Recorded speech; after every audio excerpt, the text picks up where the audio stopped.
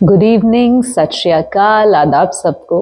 ये है class 11th के रिवीजन लेक्चर्स एंड आज हम इंडिफरेंस कर्व के बारे में और समझेंगे।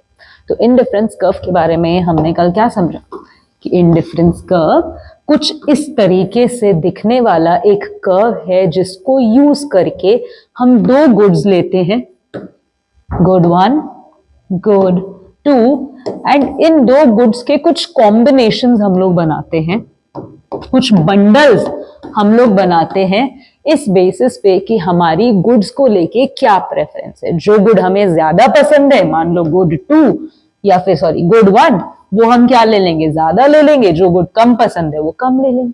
लेकिन जो चीज हमारे पास कम होगी ग्रेजुअली वो हमें क्या चाहिए होगी, ज्यादा चाहिए होगी, है ना, क्योंकि दूसरे की थाली में लड्डू बड़ा दिखता है।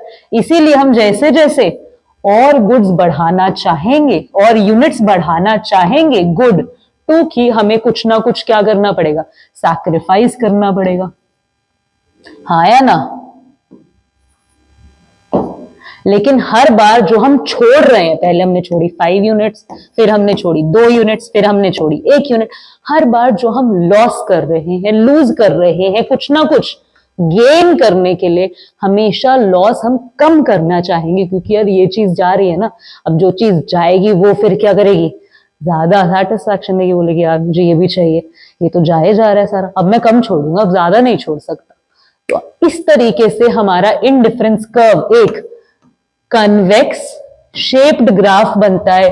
रीजन क्या है कि जो हमारा लॉस है वो डिक्लाइन करता है हर बार, या फिर हम इसे कह सकते हैं कि जो स्लोप है इसका नाम है MRS, marginal rate of transformation, जो कि बना है change in loss upon change in gain से। एंड हमारे लॉस की वैल्यू हमेशा क्या होती जा रही, छोटी छोटी छोटी होती जा रही है, जिसका मतलब है MRS क्या करता है, डिक्लाइन करता है, हाँ या ना। इतनी बात हम लोग कल के लेक्चर में अच्छे से समझ चुके हैं। इतनी बात में हमें कोई डाउट है तो हम लोग कमेंट कर देंगे ना। आगे हम क्या समझेंगे आज के लेक्चर में, हमारे पास नई चीजें क्या इंट्रोड्यूस होंगी। आज के लेक्चर में हम बात करेंगे कि एक कंज्यूमर का बजट क्या होता है। देखो याद करो, जब इससे पुराना पिछला चैप्टर पढ़कर आए हो, उसमें सबसे पहले हमने सेटिस्फैक्शन समझा, फिर हमने समझा कि कंज्यूमर कुछ ना कुछ पैसे का भी सेटिस्फैक्शन होगा एंड कंपेयर करेगा चीज के सेटिस्फैक्शन एंड पैसे के सेटिस्फैक्शन को। यहाँ पे हमने जब इंडिफरेंस कर्व बनाया, प्रेफरेंसेस के हिसाब से बंडल बना लिए, अब कुछ ना कुछ बजट तो यहाँ पे भी होगा, है ना। उस बजट के बारे में जब हम बात करेंगे, उसे हम क्या बोल देंगे, उसी से क्या बनेगा, बेसिकली बजट सेट या बजट लाइन बन जाएगा। तो बजट होता क्या है कि समझ लो आपकी मम्मी ने आपको क्या किया, 100 रुपीज दे दिए कि सुपरमार्केट जाओ, आपको जो पसंद है ले। तो आपने सोचा क्या लिया जाए, क्या लिया जाए, क्या लिया जाए। आपको हर हफ्ता मिलता है, हफ्ते में कई बार तो आप क्या करते हो, 5 चिप्स के पैकेट, 5 चॉकलेट्स ले आते हो।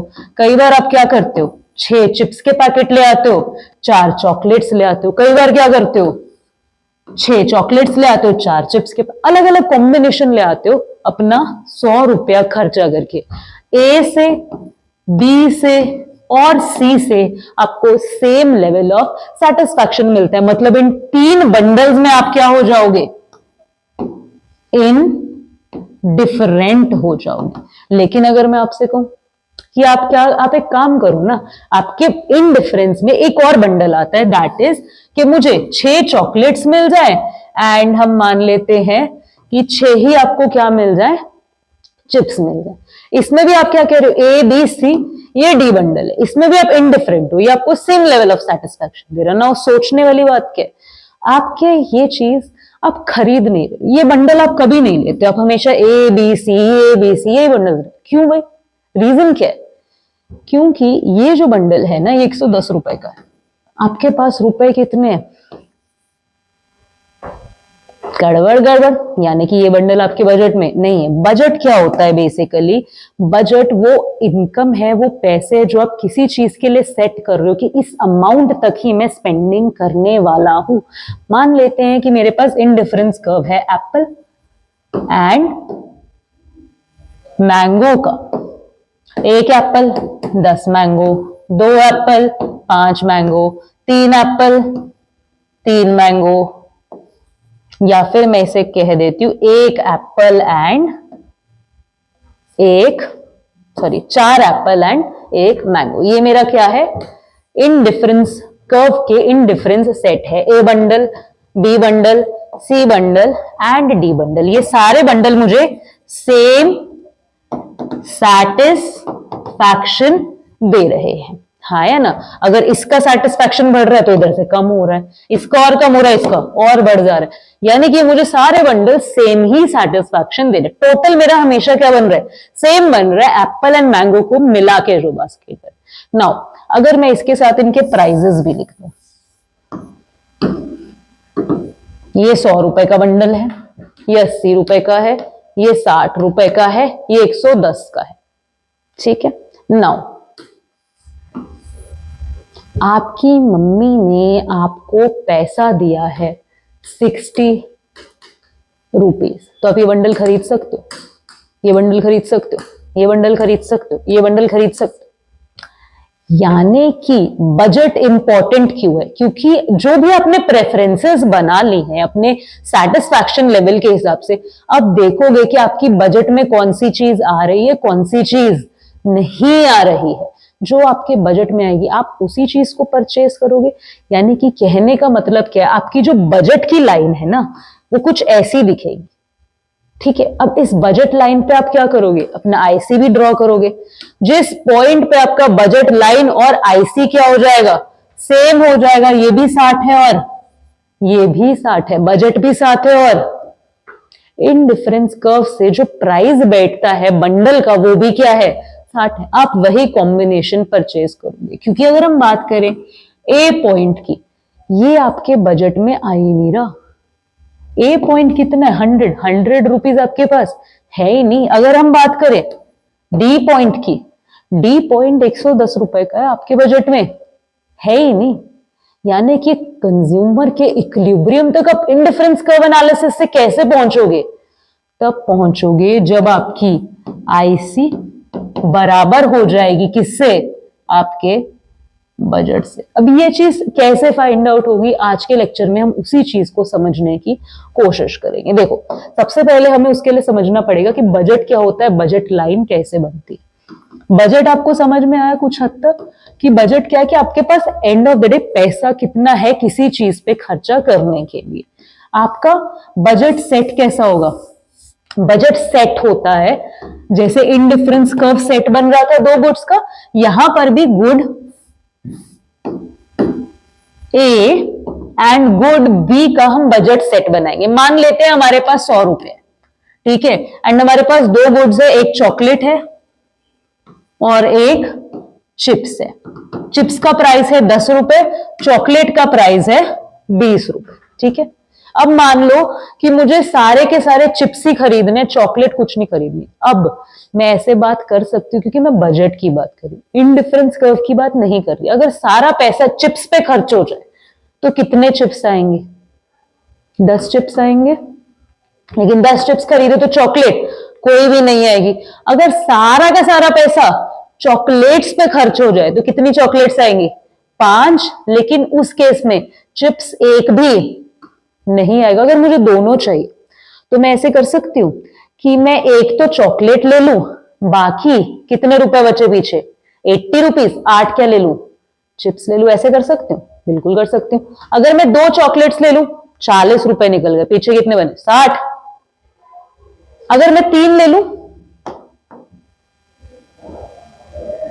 अगर मैं 3 चॉकलेट्स ले लूं, हाँ या ना, कितने रुपए लग गए, 60 रुपीज लग गए, 2 3 60 रुपीज, पीछे कितने बचे, 40, 4 चिप्स आएंगे।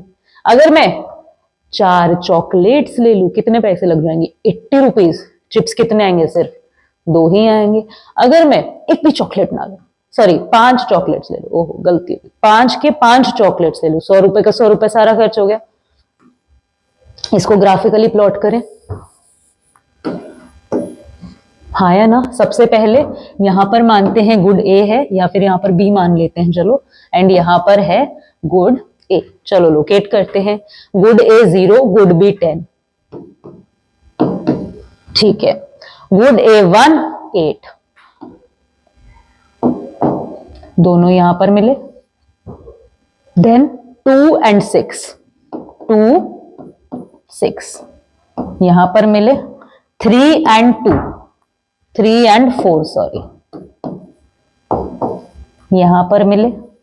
उसके बाद क्या है, 4 and 2, हाँ 4 and 2, 4 and 2 यहां पर मिले। उसके बाद क्या है, 5 and 0, 0 ऐसा लाइन बन गया। यानी कि जब भी हम बजट लाइन की बात करेंगे, हमारा बजट लाइन किस शेप में बनेगा, एक स्ट्रेट लाइन बनेगी बजट की।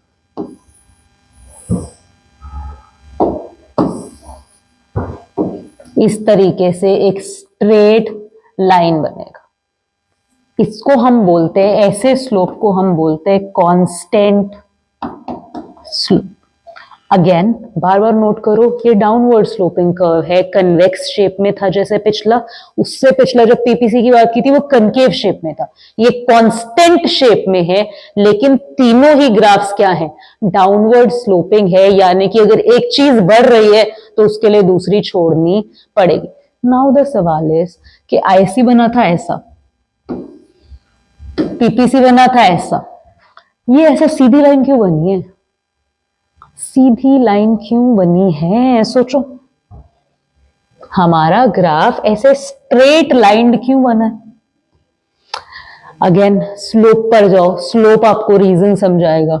ए point, B point, C point, D point, E point, F point.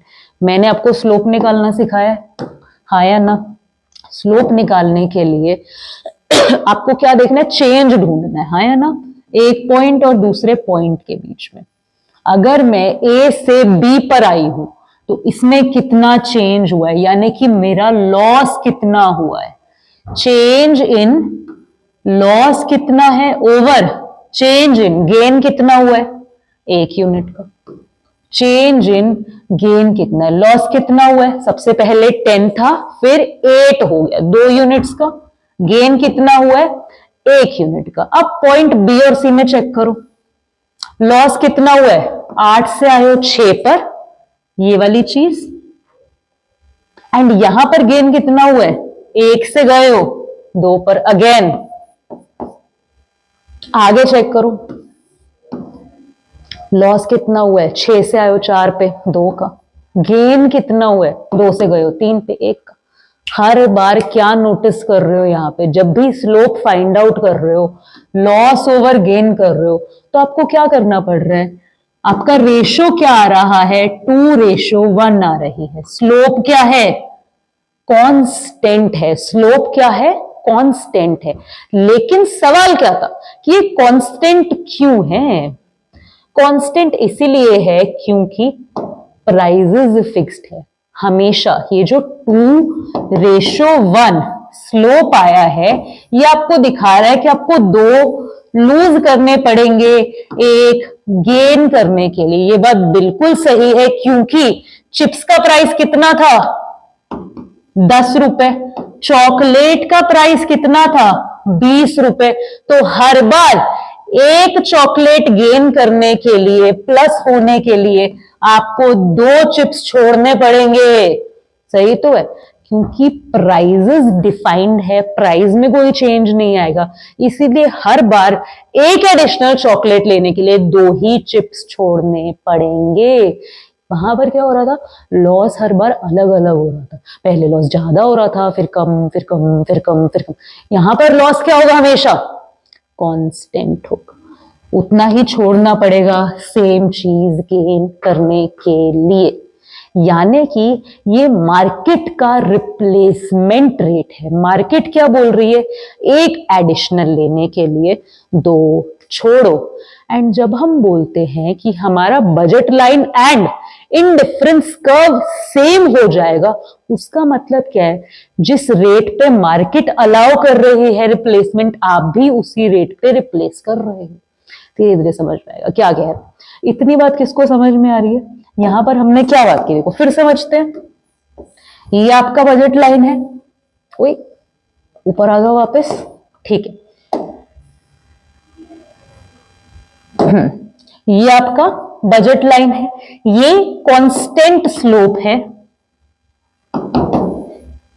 Reason क्या है इसका कि जब भी आप स्लोप निकालोगे, change in loss over change in gain, वो हमेशा सेम वैल्यू देगा। वो सेम वैल्यू क्यों देगा? क्योंकि प्राइजेस फिक्स्ड है।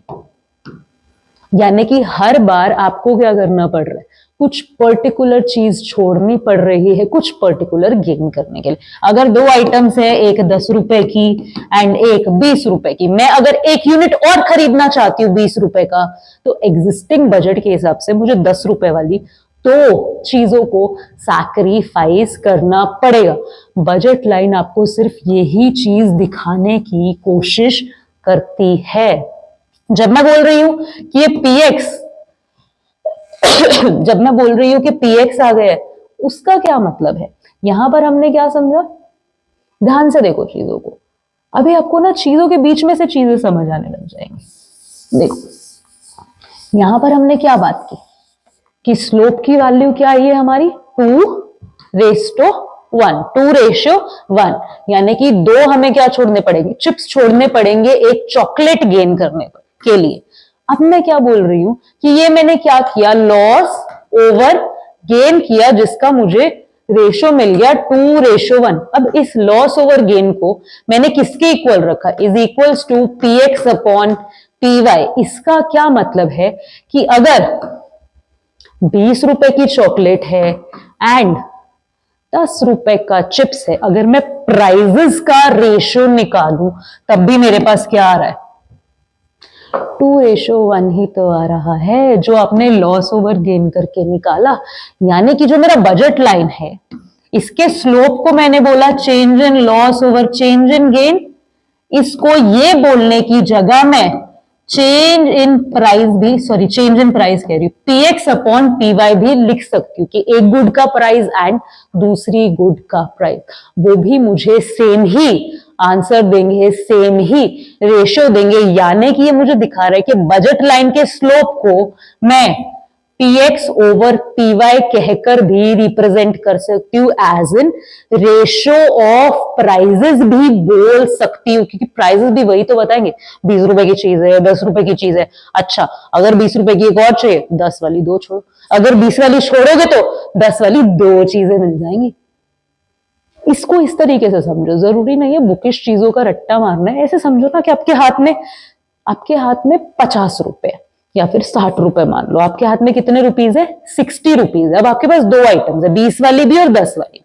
अगर मैं आपको कहूं आपने एक 20 रुपए वाली आइटम ले ली एंड बाकी के जो 40 रुपए बचे थे उससे आपने 10 वाली 4 आइटम ले ली, तो आपका मन कर रहा है कि 20 वाली एक और आइटम ली जाए, तो आपको क्या करना पड़ेगा, 10 वाली एक छोड़ के आ जाएगी 20 वाली एक चीज, 10 वाली दो चीजें छोड़ोगे, 20 रुपए की चीज छोड़ोगे ताकि 20 रुपए की चीज गेन हो सके, यानी कि 10 वाली दो छोड़ोगे।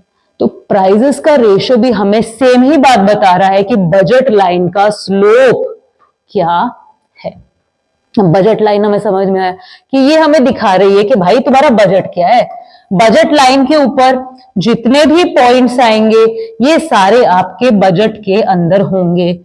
यहां पर आपका बजट पूरा का पूरा यूज हो जाएगा। अगर 100 रुपए तो इस पे जितने भी पॉइंट्स है सारे के सारे 100 रुपए यूज हो चुके हैं। अगर इसके अंडर कोई पॉइंट है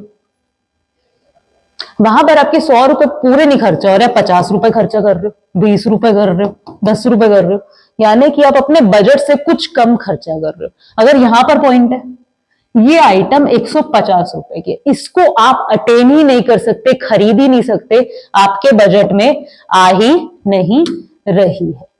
यानी कि ये सारे ऑप्शंस क्या हो गए हैं, नॉन अटेनेबल या नॉन फीसिबल ऑप्शंस है। एंड जितने भी इसके अंदर ऑप्शंस होंगे प्लस जो बजट लाइन के ऊपर ऑप्शंस होंगे, सारे के सारे ऑप्शंस क्या है, अटेनेबल ऑप्शंस है, अटेनेबल आइटम्स हैं, आप खरीद सकते हो, अटेनेबल है वो सारे बंडल्स। बजट लाइन अगर हमें समझ आ रहा है कि क्या होता है कंज्यूमर का बजट, तो हम बात कर सकते हैं कि बजट लाइन शिफ्ट कैसे करती है। जो हमने डाटा लिखा, एप्पल इतने आ रहे हैं, मैंगो इतने आ रहे हैं, वो हमारा बजट सेट है। जो लाइन ड्रॉ किया वो बजट लाइन है। भाई बजट शिफ्ट कब कर सकता है,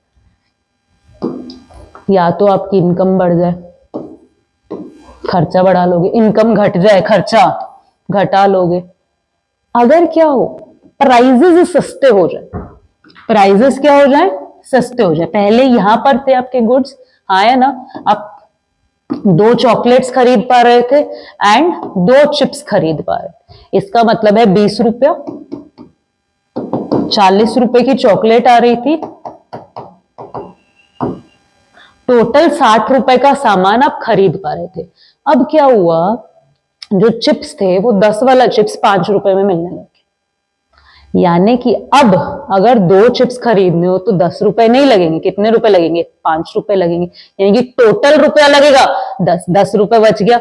हाँ ना, आप कह रहे हो कि क्या करते, एक काम करते, 2 चिप्स और खरीद लेते। तो अगर आप 20 रुपए खर्चा करोगे तो आप कितने, 4 चिप्स खरीद सकते हो 5 रुपए के। यानी कि यहां पर कंजम्पशन नहीं होगा, कंजम्पशन क्या होगा, इस पॉइंट पे होगा। यानी कि अगर आपने क्या किया, आपने 20 रुपए के 2 चॉकलेट्स खरीदे एंड 4 चिप्स खरीदे हैं 5 रुपए के, तो हमारा पॉइंट यहां पर बनेगा, हाँ है ना। यानी कि मैं क्या नोटिस कर रही हूं कि जो मेरा बजट लाइन है वो कुछ ऐसे शिफ्ट कर जाए, इसके प्राइसेस में तो कोई चेंज नहीं आया ना, हाँ है ना। तो यहां से बजट लाइन मूव नहीं करेगा, सिर्फ एक गुड के लिए क्या करेगा, फॉरवर्ड शिफ्ट कर जाएगा। इसे हम बोलते हैं कि बजट लाइन रोटेट कर गई। ऐसे अगर इसके प्राइस में सस्ता हो जाए तो यहां से तो फिक्स रहेगा, मान लो इस गुड का प्राइस सस्ता हो जाए तो यहां से फिक्स रहेगा, ऐसे बजट लाइन क्या करेगा, फॉरवर्ड शिफ्ट कर जाएगा। इसी तरीके से अगर प्राइसेस महंगे होते तो बजट लाइन बैकवर्ड शिफ्ट कर जाएगा, दोनों गुड्स के होते तो पूरा कर जाएगा, वरना सिर्फ उस पर्टिकुलर गुड के लिए बैकवर्ड शिफ्ट कर जाएगा। इस तरीके से हमारी बजट लाइन में चेंजेस देखने को मिल सकते हैं। नाउ अगर हम बात करें कि कंज्यूमर अपने इक्विलिब्रियम तक कैसे पहुंचेगा, कंज्यूमर इक्विलिब्रियम यानी कि अपने मैक्स सैटिस्फैक्शन वाले पॉइंट तक कैसे पहुंचेगा। हम बात कर रहे हैं आईसी एनालिसिस की, आईसी ड्रॉ कर लिया। अब आईसी पे ए पॉइंट है, बी पॉइंट है, सी पॉइंट है, सारे ही तो मैक्सिमम सेटिस्फैक्शन, यानी कि सारे ही तो सेम लेवल ऑफ सेटिस्फैक्शन दे रहे हैं। तो मैं ए लू, बी लू या सी लू, डिसीजन कैसे होगा। ए का भी कुछ ना कुछ प्राइस है, बी का भी कुछ ना कुछ प्राइस है एंड सी का भी कुछ ना कुछ प्राइस है। अब मैं क्या करूंगी, देखूंगी कि मेरे बजट में क्या आ रहा है। जो पॉइंट मेरे बजट में आएगा उसको मैं क्या कर लूंगी।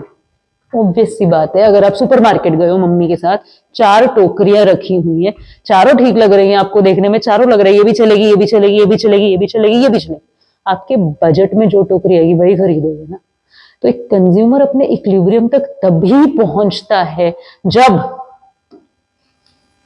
उसकी सेटिस्फैक्शन, जो उसको सेटिस्फैक्शन मिल रहा है एंड जो वो पैसा खर्चा कर रहा है वो क्या हो जाए, बराबर हो जाए। यानी कि स्लोप ऑफ आईसी क्या था, एमआरएस, हाँ है ना, एमआरएस कांस्टेंट नहीं था, चेंज करता रहता है, ये अलग अलग अलग अलग पॉइंट्स पे अलग अलग होता है। एमआरएस डिक्लाइन करता रहता है, हाँ है ना। एमआरएस किसके बराबर हो जाए, बजट के स्लोप के बराबर हो जाए, which is P X upon P Y, हाँ है ना। जब ये चीज हो जाएगी तभी 2 स्लोप्स इंटरसेक्ट करेंगे। जब भी कोई स्लोप इंटरसेक्शन की बात होती है, स्लोप तभी इंटरसेक्ट करेगा जहां पे स्लोप की वैल्यूज बराबर हो जाती है। तो जिस पॉइंट पे indifference curve and budget line मिलेंगे वही हमारे लिए क्या होगा, इक्विलिब्रियम का पॉइंट होगा। ऐसा भी तो हो सकता है, मन में ख्याल आना चाहिए था, आईसी ऐसा भी तो बन सकता है। फिर हम यहां करेंगे कि यहां करेंगे कंजम्पशन कि यहां करेंगे, सोचो। आप कहोगे यार यहां पे करेंगे, अभी तो बोला कि आईसी जहां बजट लाइन से मिलेगा, दिमाग लगाओ ना। अगर A point, B point, C point तीनों ही आपको सेम लेवल ऑफ सेटिस्फैक्शन दे रहे हैं तो आप बी पॉइंट उठाओगे। ज्यादा पैसा क्यों खर्चा करोगे, सबसे कम वाला खर्चा करोगे। पर इसको हम लोग मानते नहीं है कि ये इक्विलिब्रियम में है अभी कंज्यूमर, क्योंकि वो अपने बजट से कम खर्चा कर रहा है। अभी उसके पास पोटेंशियल है कि वो और खर्चा कर सकता है और ज्यादा सेटिस्फैक्शन गेन करने के लिए। तो वो क्या करेगा, देखो बहुत ध्यान से समझो, ये छोटी छोटी बातें ना हमारी बुक हमें उस डिटेल में नहीं समझाएंगी, आप बहुत ध्यान से इस बात को समझ सकते हो। क्या बात हो रही है यहाँ पे, ये आपका बजट लाइन था, हमने बोला कि ये हमारे पास एक आईसी है, ये ऐसे भी तो दिख सकती है कि बजट लाइन के अंदर ही चली जाए, तो ए लेंगे, बी लेंगे कि सी लेंगे? आप बोलोगे ऑब्वियसली ए या सी लेंगे, क्योंकि अभी तो बोला कि जो बजट लाइन के ऊपर पॉइंट है, पर दिमाग लगाओ ना, बी आपको सेम सेटिस्फैक्शन दे रहा है जितना ए और सी दे रहा है, क्योंकि कल ही प्रॉपर्टी पड़ी है, all points on one IC give same level of satisfaction, तो बी खरीदोगे ना, बी में पैसा कम लगेगा ए और सी से। ए और सी तो बजट के ऊपर है, बी बजट के अंदर ही है, यानी कि बी में कम पैसा लगेगा। अब हम क्या करेंगे, आप कहोगे कि ये इक्विलिब्रियम है बी पे, नहीं ये इक्विलिब्रियम नहीं है, हम एक हायर आईसी सिलेक्ट करेंगे जो हमारे बजट लाइन को टच करे।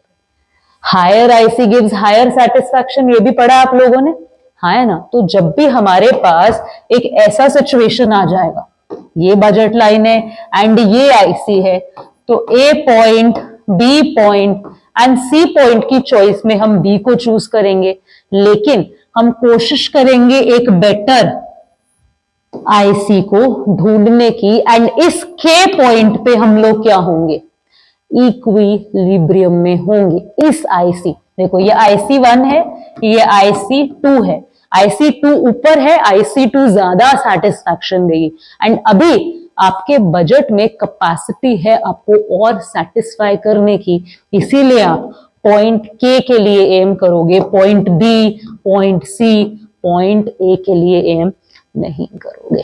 छोटी छोटी बातें, एडिशनल बातें, बुक तो हमें सिंपल ही बात समझाएगी कि इक्विलिब्रियम बोले तो ये बजट लाइन है आपका, डिफाइंड है कुछ ना कुछ, इसके स्लोप की वैल्यू क्या है, P X upon P Y, यानी कि प्राइस का रेशियो, इस पे आपका आईसी बनेगा, जिस पॉइंट पे ये टच हो जाएंगे, आईसी का स्लोप है एम आर एस, जब आपका एम आर एस और P X upon P Y, यानी कि slope of budget line, slope of indifference curve जब बैलेंस आउट हो गए, जब बराबर हो गए, तब कंज्यूमर अपने इक्विलिब्रियम पे आएगा।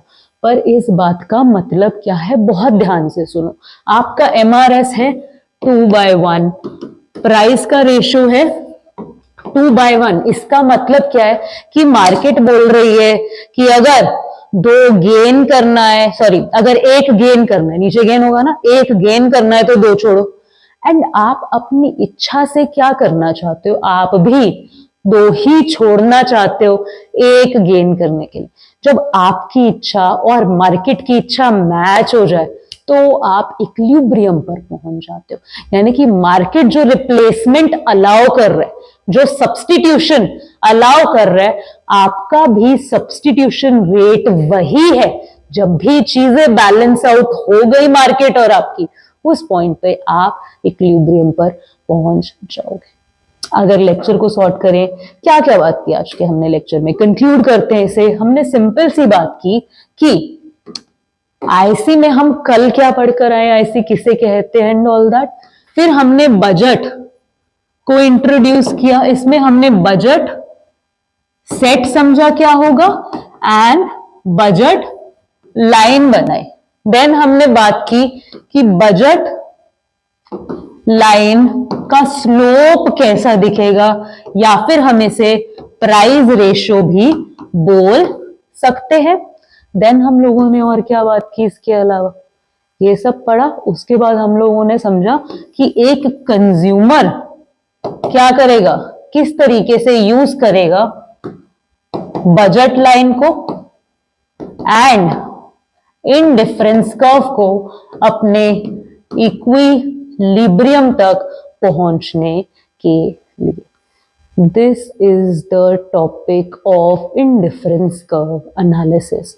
आपको इक्विलिब्रियम पे पहुंचने के लिए एक तो ये कंडीशन मीट करना है, एक आपका कंडीशन है कि IC must be convex to origin. IC का शेप अगर ऐसा है या फिर ऐसा है तो वो आईसी सही नहीं है, एंड इन केसेस पे कंज्यूमर अपने इक्विलिब्रियम को सही तरीके से अटेन नहीं कर रहा है। आईसी का शेप अगर ऐसा है, बजट लाइन से मिल रहा है, तभी हम कहेंगे कि वो क्या है, अपने इक्विलिब्रियम तक पहुंचा है।